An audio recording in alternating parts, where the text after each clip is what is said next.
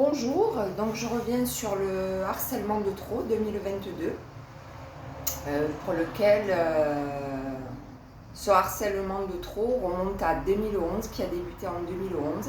S'il est très important pour moi d'en parler, c'est parce que en fait, avec le temps, on s'aperçoit qu'il y a une bavure au niveau de mon ex-conjoint, Monsieur Kilini Jean-Claude. Voilà. Alors, dans le harcèlement en réseau, qui est fait notamment par les autorités judiciaires et qui théoriquement sont là pour défendre, mais qui restent totalement dans un déni total, si je puis dire, puisque d'accepter le harcèlement qu'ils font et de dire oui, c'est vrai que nous vous harcelons depuis 2011, ben, ça implique forcément de leur faire reconnaître qu'il y a une bavure pour Monsieur Kilini Jean-Claude. Alors je vais m'expliquer là-dessus. En 2011, donc, quand je vivais en Corse, de février-mars jusqu'au 27 septembre 2011, il y a eu, comme le dit la définition du harcèlement moral ou harcèlement en réseau, des actions découpées en une multitude d'actes, dont la plupart peuvent paraître insignifiantes si on les voit et si on les considère séparément. Alors je m'explique dans ces multitudes d'actes. Donc c'est par exemple en amenant ma fille à la nounou de bon matin, avoir une voiture garée dans le chemin avec deux personnes dans les fougères, dans le maquis, et qui, chasseur ou pas chasseur, qui a un coup de fusil qui retentit avec impact de balle donc sur la voiture qui à l'époque, j'avais une 206 et qui, j'étais pas seule, j'étais accompagnée de ma fille à cette époque-là qui devait avoir 18 mois. Donc ces faits sont relatés sur le procès verbal que j'ai fait parvenir donc aux autorités judiciaires de Cervioni, donc au gendarme Thibaut Héral, qui l'a bien stipulé sur le procès verbal donc du 26 août 2021. Alors je regarde les dates pour voir si je ne me trompe pas dans les dates. Oui, c'est ça, le 26 août 2021. Donc il y a impact de balle sur la voiture, sur l'aile gauche, avec une voiture verte, donc plaque d'immatriculation DS USD 571 JC13, une voiture verte.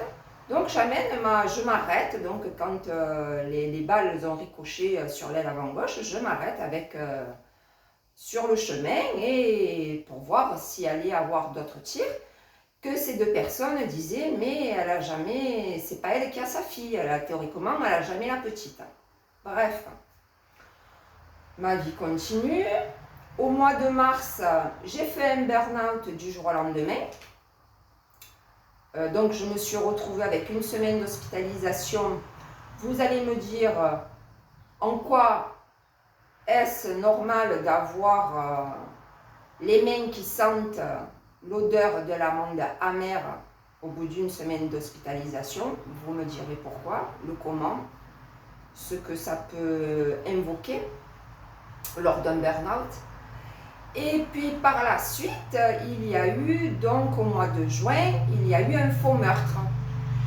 Un faux meurtre, donc monté avec des 206, parce que j'avais une 206, des 206, un faux meurtre à 13h13, et avec des mises en scène qui étaient à l'hyper-rue de Folénie. Donc ces mises en scène qui était du harcèlement et que par ce harcèlement moral en réseau, en distribuant les jeux de rôle à Pierre-Paul Jacques, comme on peut le dire, donc ce harcèlement m'a poussé à faire un abandon de poste pour avoir la tranquillité. Et du coup, j'en avais décidé au mois de juin lors du faux meurtre, que j'en avais parlé avec mon ex-compagnon, le père de ma fille, que j'étais décidée donc à repartir sur le continent et que j'ai fait donc au mois de septembre par le trajet, donc un déménagement en une journée. Donc sur le Calixté, le départ donc de Corse le 27 septembre 2011 et sur lesquels les instigateurs de ces actions découpées en une multitude se sont retrouvés sur le bateau du Calixté. Parce qu'il faut savoir que le harcèlement en réseau, comme il est fait, tout est fait pour que la personne entende oui, on est derrière toi, on te suit, on t'écoute, on te suit, on est là, t'inquiète pas. Et donc ces personnes-là m'ont suivi sur le Calixté du 27 septembre 2011. Alors par la suite, ce qui s'est passé, c'est que ces personnes-là ont pris contact avec mes parents. Je vais vous expliquer pourquoi. Alors ils ont pris contact avec mes parents, avec mon frère, qui à l'époque, je le rappelle quand même, j'étais majeure et vaccinée. Hein. Donc puisque j'en ai 49, moins 11, ça fait 38, 39 ans. Hein. Donc j'étais majeure et vaccinée à cette époque-là, mais ils sont quand même passés par le biais de mes parents, de mon frère, des voisins, l'école où allait ma fille, à Émile Zola, en disant que à mon frère par exemple, c'est le capot, tu te l'es pas vu arriver, c'est normal, c'est un faux meurtre, il y a un type, il est tombé la tête en avant, c'est le capot. À mon frère également, oh, tu l'as fait, je suis sûre c'est toi, tu l'as fait. Ah ma mère, non mais tu comprends, hein, moi ma retraite, hein, je ne l'espérais pas comme ça, hein, ben, maintenant hein, elle est là et on se la garde. Hein. Et puis au cas où également on enlèvera, on passera devant le notaire, et puis au cas où c'est Sophie et Olivier qui garderont les mains.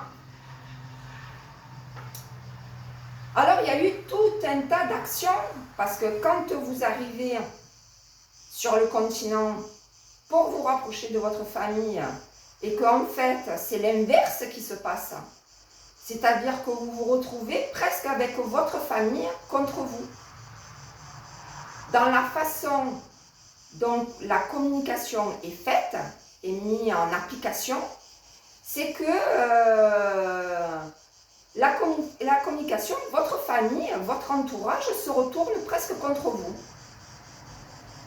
Donc c'est une situation qu'on ne comprend pas trop au départ, qu'on laisse faire, qu'on se dit ben, j'ai eu tort de revenir au final, j'aurais dû rester en Corse.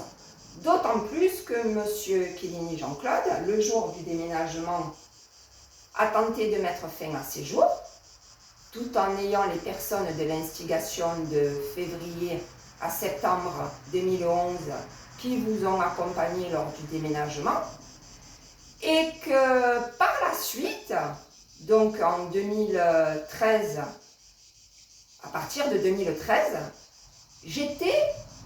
la rumeur a été que j'étais dangereuse, j'allais pousser les enfants au suicide, puisqu'à cette époque-là, je travaillais au Paron. Donc j'étais soupçonnée. On me soupçonnait d'avoir poussé M. Chiellini Jean-Claude au suicide, alors que je n'étais pas là. Mais quand vous êtes dans une paperasse, justement que vous êtes en train de traiter la succession qui peut être faite au niveau des enfants de M. Chiellini Jean-Claude, vous êtes, il y a certaines choses que vous ne comprenez pas, que vous n'arrivez pas à assimiler, que vous ne comprenez pas. Et d'autant plus que par la suite, en 2014, on vous accuse carrément au sein d'une entreprise d'avoir poussé votre mari au suicide, donc votre ex-mari au suicide, en faisant de la persuasion coercitive. Alors la persuasion coercitive, c'est la modification d'un comportement, des attitudes et des émotions. Toujours pareil, en explorant le harcèlement en réseau global qu'a étudié Madame Jocelyne Abadi. Donc en vous faisant de la persuasion coercitive, comme quoi c'était vous, à cause de vous, que M. Killigny Jean-Claude s'était suicidé, qu'il avait mis fin à ses jours, et qu'on allait vous enfermer dans un hôpital psychiatrique, que vous étiez dangereuse pour les hommes, que vous lisez sur le visage, que vous avez des méthodes militaires et qu'au moindre faux pas, on vous embarque. Tout ça au sein d'une entreprise avec les instigateurs du harcèlement en réseau. Parce que comment peut-on dire qu'en ayant vécu en Corse, de 2003 à 2011, arrivé à 2014 au sein de ID Logistique à Grance, et que les employés d'une entreprise vous rétorquent, si je puis dire, et des propos comme ceci envers vous. Si ce n'est que les personnes qui ont monté le coup, ce sont les mêmes personnes qui étaient au sein de l'entreprise d'ID Logistique. Alors le déni, c'est important pour eux. Et comme ça, de ce fait-là, on met tout sur la faute des Corses. Donc les Corses qui ont fait les impacts de balles sur l'aile avant-gauche de la voiture, qui auraient fait le faux meurtre et qui d'autant plus auraient investi donc l'hyper-U de Folélie en distribuant les jeux de rôle pour me faire partir de Corse. Donc comme nous sommes en 2022, j'attends toujours le procès verbal qui stipule que ce sont les Corses qui m'ont mis dehors de la Corse. C'était les propos qui étaient tenus à ID Logistique en disant que c'est les Corses qui avaient tout monté. Donc quand je reprends l'opération Minotaure, donc les personnes visées sont les personnes qui sont inscrites dans le livre Bienvenue Place Beauvau, Opération Minotaure. Ce sont ces personnes-là. Parce qu'après on s'aperçoit qu'en allant, en cherchant, en fait, la voiture verte, le fait que ce soit des autorités judiciaires qui distribuent des jeux de rôle au sein d'une entreprise sous la forme de Jocelyne Abadi et que le faux meurtre était fait par un motard avec une moto rouge, avec deux motards, et bien en fait ça revient à faire les couleurs du sac. Et les couleurs du sac, donc ça stipule au sein de l'opération Minotaure, donc ça serait Monsieur Charles Pasqua. Puisque M. Charles Pasqua était donc dans le SAC, Service Action Civique.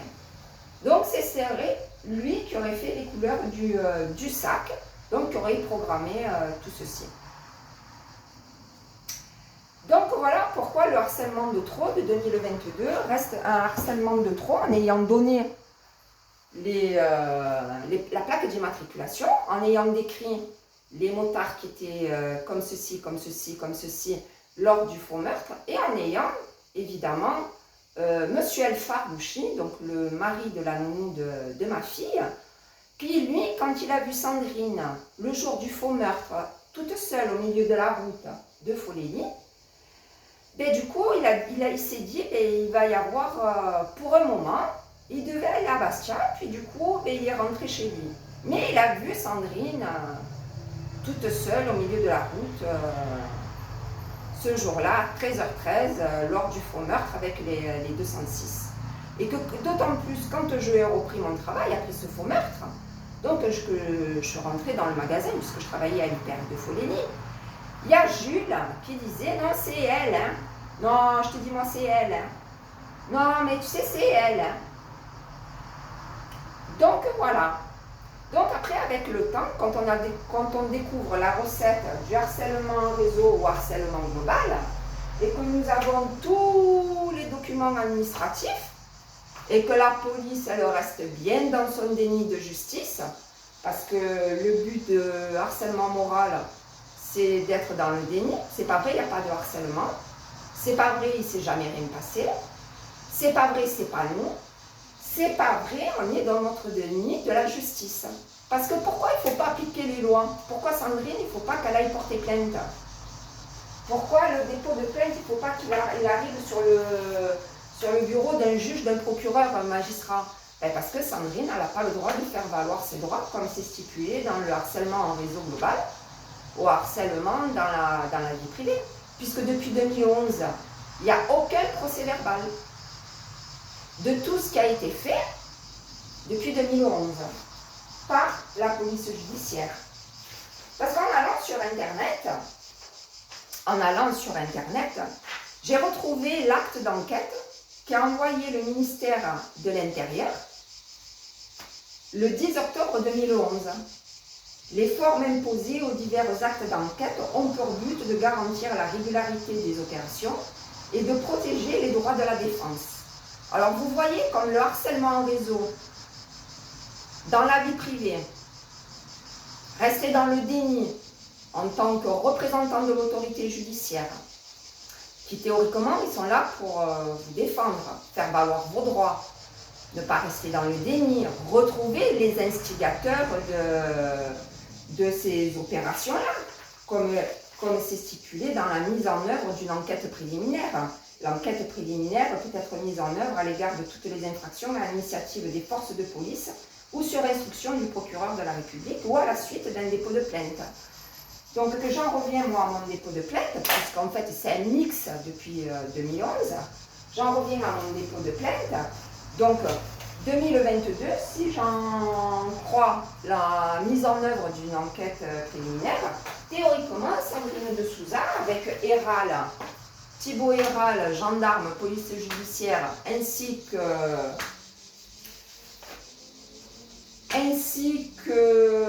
comment il s'appelle cet autre monsieur,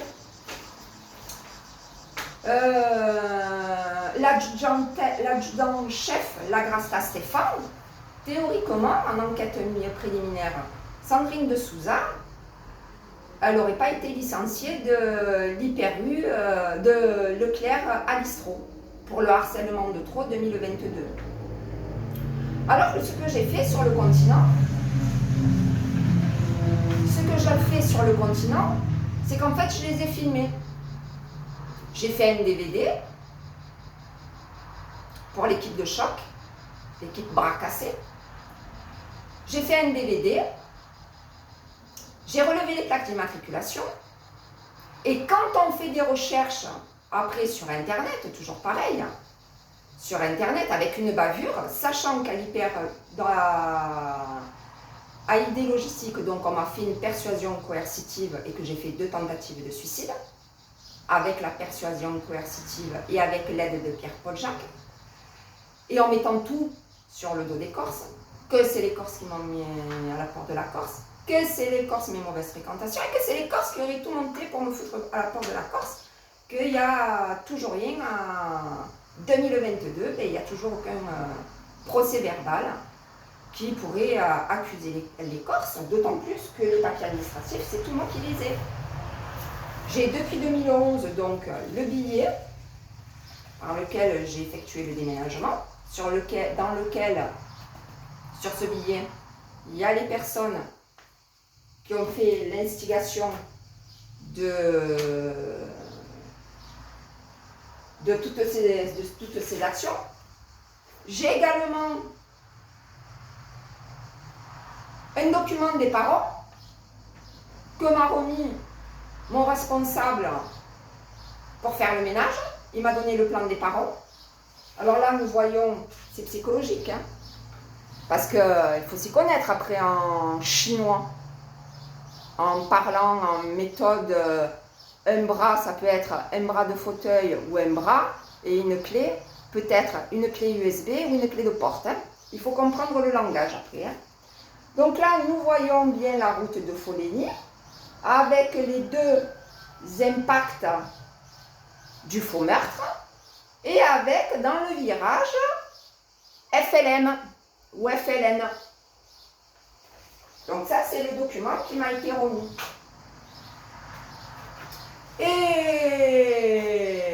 Donc la seule méthode qu'ils ont, c'est ça. C'est faire harcèlement sur harcèlement.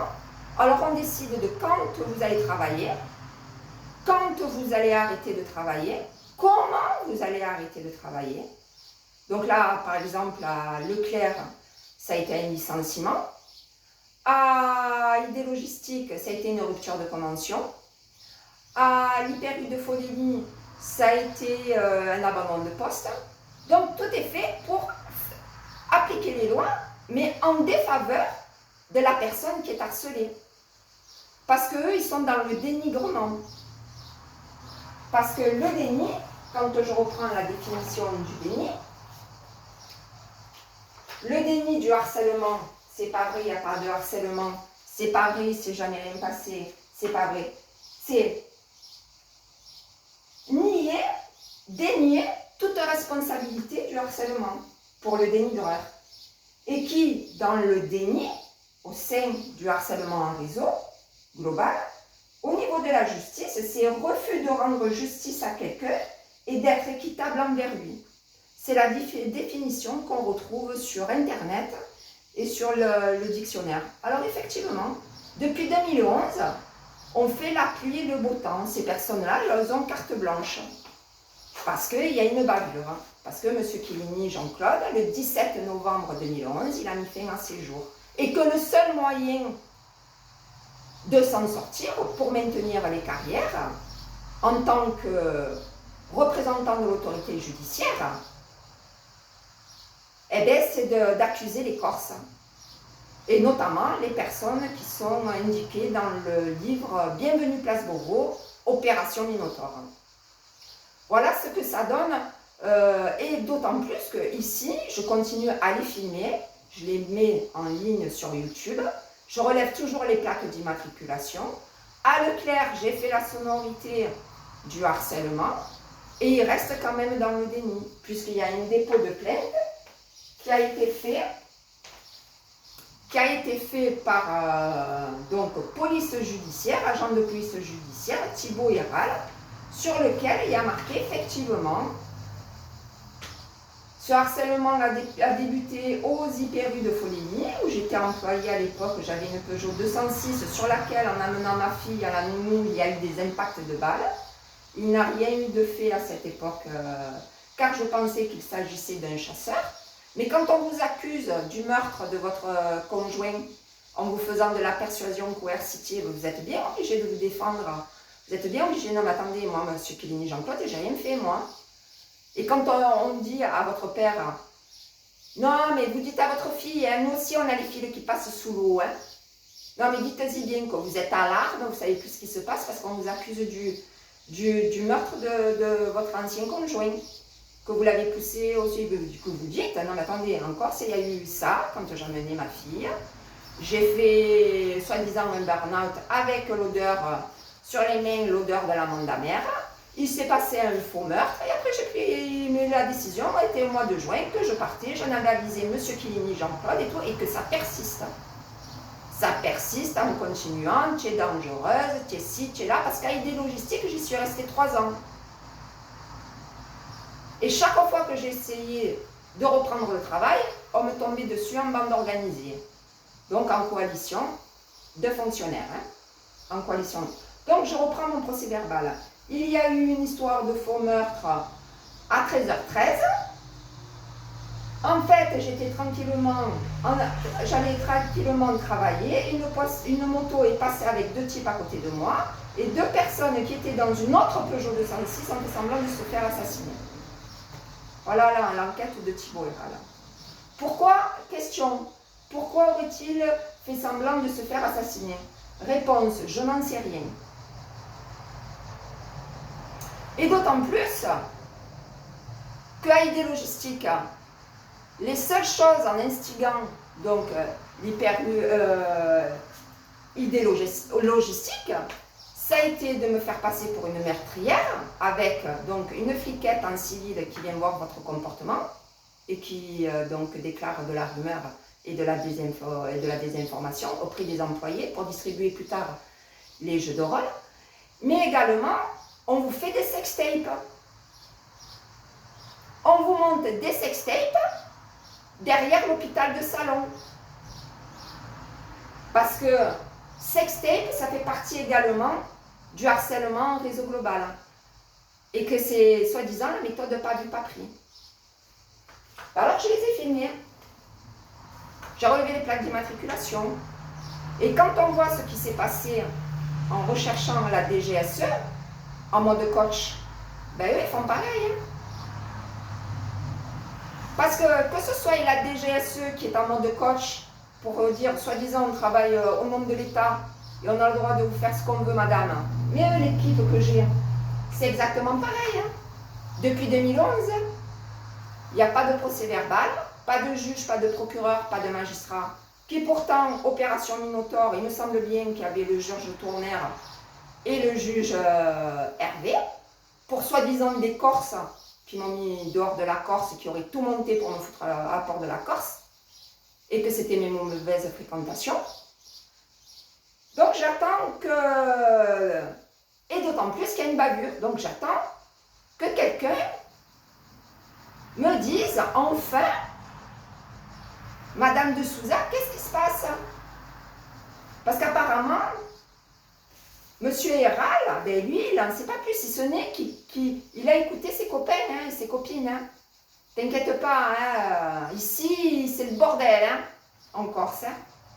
Alors, d'autant plus que face à ce procès verbal qui a été fait en 2021, le 14 octobre 2020, je me suis déjà présentée à la gendarmerie de Tchervion en disant, je me suis aperçue que j'étais sur écoute, mon numéro de téléphone, il est synchronisé avec le 06 54 29 50 01 et qu'on m'a répondu, c'est rien madame, hein, c'est bienvenue à la maison, hein, c'est orange.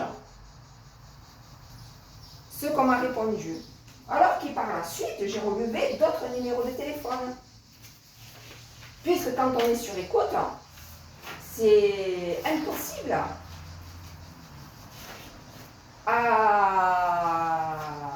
à prouver les écoutes téléphoniques, les écoutes de maison, les sonorisations de voiture. C'est impossible. Et pourtant, j'ai une boîte mail inondée de messages. On m'invite toujours. De Carlita. Il y a Carlita. Je vais vous donner un exemple de message que je reçois parce que j'en ai relevé quelques-uns parce que moi ça me fait rigoler venant des autorités judiciaires que des autorités judiciaires puissent en arriver à un tel jeu parce qu'en fait c'est que pour jouer qu'ils font. Hein. C'est juste pour jouer. Hein. C'est comme ça, on a décidé, c'est comme ça, on t'impose, c'est comme ça, tu as eu un CDI, c'est comme ça, on te fait virer. Et c'est pas autrement. Et ça, c'est depuis 2011. Hein. Alors, par exemple, le 9 juin, donc c'est, je vous lis quelques messages que je reçois sur Internet. Le 9 juin 2022, donc, c'est Lénette, salut, vous avez un nouveau message de Alison. Alors, Lénette, par exemple, elle c'est Voni, VO2NI, @speedzdat.com. Et qui a l'adresse donc de ce message subliminal, c'est Speed International LTD A1 IA London 118 57 822 Lanka Sri. Je vous en donne un autre, par exemple, le 6 juin, c'est Alberta. Besoin d'un copain? Vous venez d'en avoir un. Alberta, qui est nata@lumendating.com. Un nouveau message de Betty. Alors, c'est Lumen Digital, SPP, Aldgate, 182, 63 935, Islamabad, Pakistan.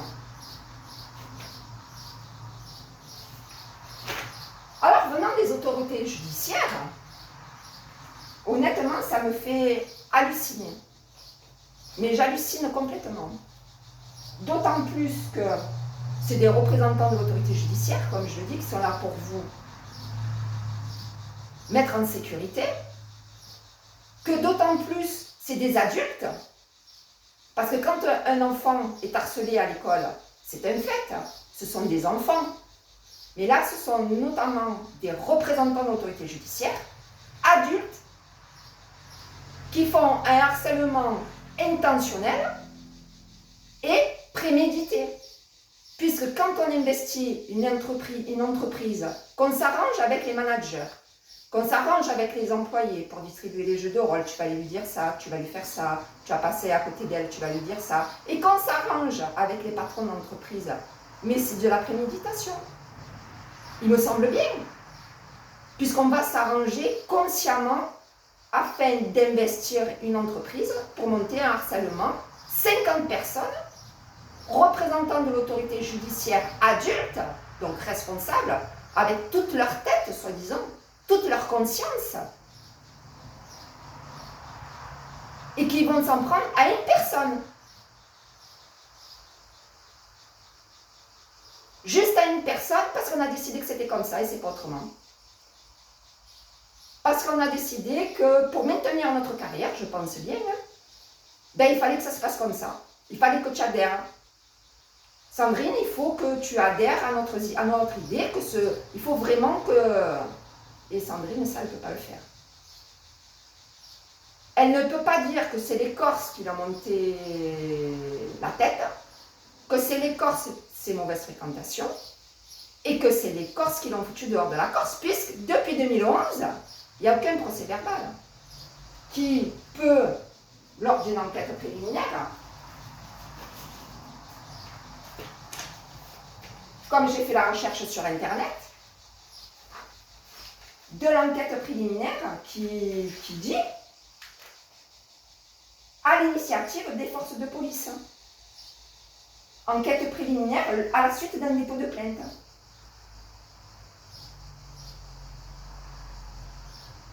Si l'initiative vient de la police, de la gendarmerie, l'officier police judiciaire dirigeant l'enquête. Mais depuis 2011, il n'y a rien. Et depuis 2011, ben, ils ont carte blanche. Qui décide où je vais travailler et comment va se... Donc, on décide à partir du moment où je vais travailler et à partir du moment où je suis licenciée ou voire il faut que je démissionne parce que le harcèlement, c'est bien un moment. Mais quand ça dure depuis 2011 et qu'il n'y a rien qui est fait, ça prend un peu... le chou, quoi, comme on dit vulgairement, hein, ça prend le chou. Hein. Surtout venant des représentants de l'autorité judiciaire, avec des personnes lambda qui, soi-disant, font partie des services secrets. Hein. Ah, c'est secret, nous, madame. Hein. Qui j'ai le temps de faire DVD, de les filmer, de relever les numéros de téléphone et les plaques d'immatriculation et de les faire passer sur YouTube. Hein. Donc, au nom du ministère, parce que là, il n'y a aucune défense, hein, alors, ils travaillent pour le ministère de la Défense. Parce qu'un harcèlement, c'est ça. Un réseau humain, c'est ça. C'est juste pour défoncer. Financièrement, la voiture aussi en est prise, je ne sais pas combien de fois. Et afin de faire le diviser pour mieux régner. Alors, le diviser pour mieux régner, pourquoi? Parce que la personne qui est harcelée, elle va être isolée. Il arrive à un moment donné, elle ne va plus fréquenter personne puisque c'est que du harcèlement. Mais ça les arrange. Parce que comme ça, la personne qui est harcelée autour d'elle, il n'y a personne qui peut dire non mais c'est vrai ça. Non c'est vrai ça. Non mais ça c'est vrai. Parce que la personne, elle se retrouve isolée. Et soi-disant, c'est politique. Alors depuis, je cherche à comprendre. Et on ne vient pas vous parler. Hein. Parce que les seules réponses qu'on vous donne, c'est par les... Moi je les appelle...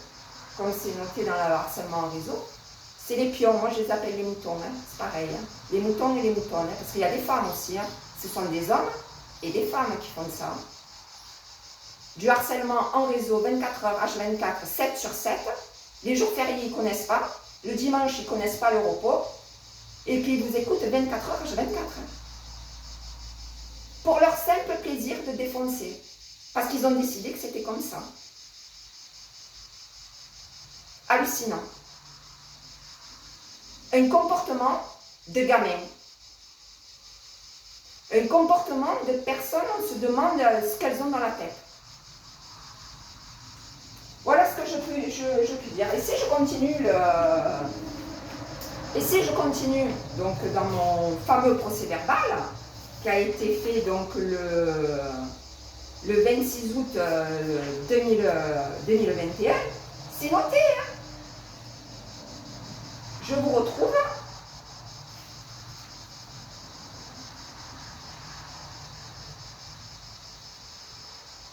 Je retrouve juste...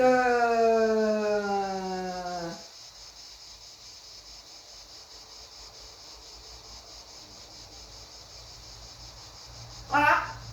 Un jour, il m'est arrivé une sextape sur mon lieu de travail. C'est pas sur le lieu de travail, hein, je vous rassure. Hein. Le but, c'était que j'aille derrière l'hôpital de Salon pour tourner une sextape.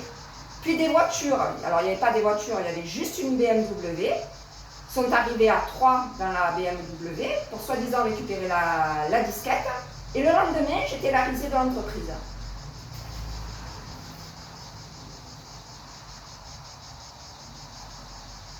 Voilà à quoi ils jouent depuis 2011 avec Sandrine de Souza. Les soi-disant services secrets. Avec d'autant plus que quand j'étais en perte d'emploi dans les différentes entreprises où je travaillais sur le continent, non, je recevais quand même des offres d'emploi. On me proposait d'aller faire le ménage sur Pôle emploi. J'ai besoin d'une femme de ménage. J'ai besoin d'une femme de ménage. Vous habitez où? J'ai besoin d'une femme de ménage. Alors si je vous lis les lettres, heureusement que je n'ai pas d'ordinateur portable, sinon je les sortirai toutes les annonces pour faire le ménage que j'ai reçu. C'est hallucinant. Depuis 2011, pour des représentants de l'autorité judiciaire,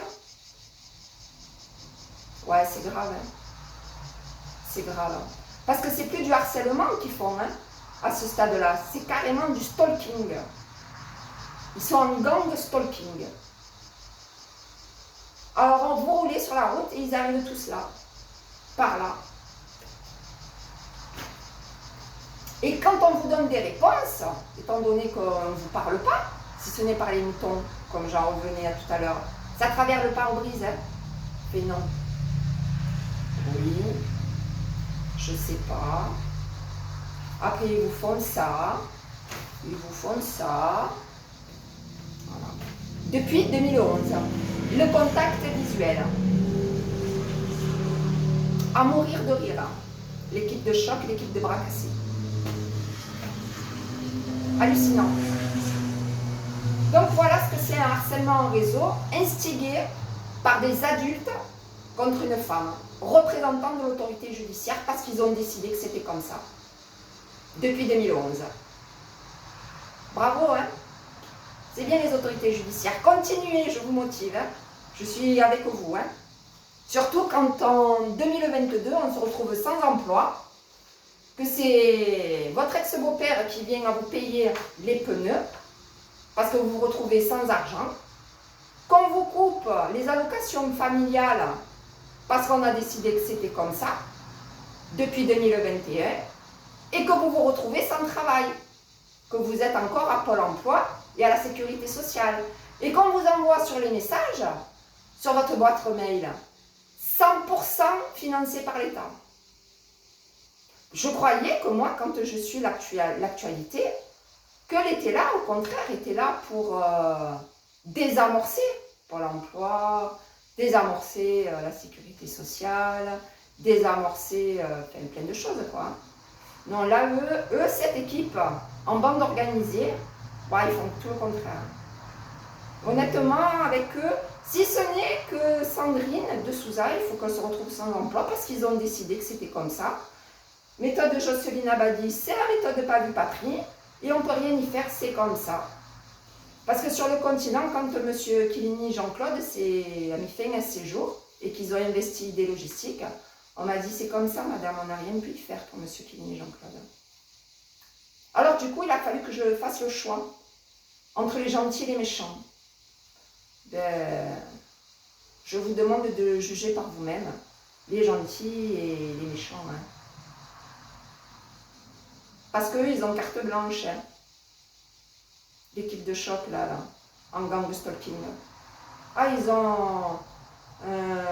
comment on dit? Ils ont de ces voitures. Ils ont une panoplie de camions, de voitures, de motos. Ils ont un parc automobile hallucinant. Hein.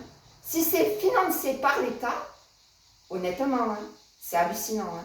De pouvoir se permettre de rouler en Porsche Cayenne, avec les voitures dernier cri, eh bien dites-moi, c'est 100% financé par l'État. 100%. Et quand on regarde les compétences, donc depuis 2011 de ces personnes-là, en étant représentants de l'autorité judiciaire, adultes, consentants, pour monter des harcèlements en réseau sextape et faire de la persuasion coercitive, ils sont bons à quoi? À part ça. Voilà les autorités judiciaires, ce que j'en pense. Mais c'est rigolo. C'est rigolo qu'on vous écoute 24 heures à 24, 7 jours sur 7, et qu'on vous dise, madame, c'est comme ça. Et qu'on décide quand est-ce que c'est qu'on doit travailler, et quand on doit subir la fin du travail avec des entreprises. Surtout quand vous allez voir la gendarmerie, que vous savez déjà, puisque la recette, vous l'avez depuis longtemps, la méthode de Jocelyne Abadi, et que c'est fait par des adultes, avec un âge mental. Parce que c'est pervers, hein. Ce sont des pervers narcissiques, tout simplement. Hein. Autant les femmes que les hommes. Hein. C'est tous à la même enseigne, hein. C'est des représentants de l'autorité judiciaire, qui doivent être irréprochables théoriquement. Hein. Théoriquement, ça doit être ça. Hein. Représentants de l'autorité judiciaire, c'est là pour appliquer les lois de la République. Eux, les lois de la République, ils ne les appliquent pas. Ce n'est pas leur avantage. Mais par contre, ils les appliquent de façon à ce que la personne harcelée soit à son désavantage. Voilà ce que je peux constater depuis 2011 face à ce harcèlement en réseau global.